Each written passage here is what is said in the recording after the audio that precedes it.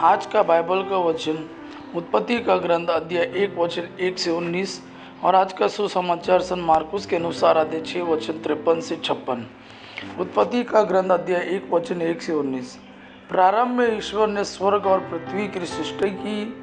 पृथ्वी उजाड़ और सुनसान थी, अर्थाह गर्द पर अंधकार छाया हुआ था और ईश्वर का आत्मा सागर पर विचरता था।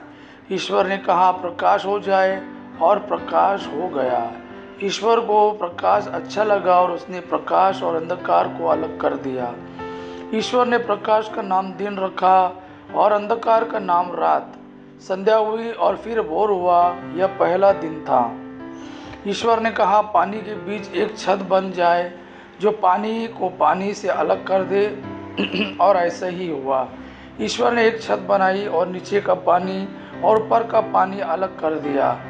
ईश्वर ने छत का नाम आकाश रखा। संध्या हुई और फिर भोर हुआ, यह दूसरा दिन था। ईश्वर ने कहा, आकाश के नीचे का पानी एक ही जगह इकट्ठा हो जाए और थल दिखाई पड़े, और ऐसा ही हुआ। ईश्वर ने थल का नाम पृथ्वी रखा और जल समूहों का नाम समुद्र, और वह ईश्वर को अच्छा लगा। ईश्वर ने कहा, पृथ्वी पर हरियाली लहलाए, बीजदार पौधे और फलदार पेड़ उत्पन्न हो जाए जो अपने अपनी जाति के अनुसार बीजदार फल लाए, और ऐसा ही हुआ। पृथ्वी पर हरियाली उगने लगी, अपने अपनी जाति के अनुसार बीज पैदा करने वाले पौधे और बीजदार फल देने वाले पेड़, और यह ईश्वर को अच्छा लगा। संध्या हुई और फिर भोर हुआ, यह तीसरा दिन था। ईश्वर ने कहा, दिन और रात को अलग कर देने के लिए आकाश में नक्षत्र हो, उनके सहारे पर्व निर्धारित किए जाए और दिनों तथा वर्षों की गिनती हो। वे पृथ्वी को प्रकाश देने के लिए आकाश में जगमगाते रहे, और ऐसा ही हुआ। ईश्वर ने दो प्रधान नक्षत्र बनाए, दिन के लिए एक बड़ा और रात के लिए एक छोटा, साथ साथ तारे भी। ईश्वर ने उनको आकाश में रख दिया जिससे वे पृथ्वी को प्रकाश दे, दिन और रात का नियंत्रण करे और प्रकाश तथा अंधकार को अलग कर दे, और यह ईश्वर को अच्छा लगा। संध्या हुई और फिर भोर हुआ, यह चौथा दिन था।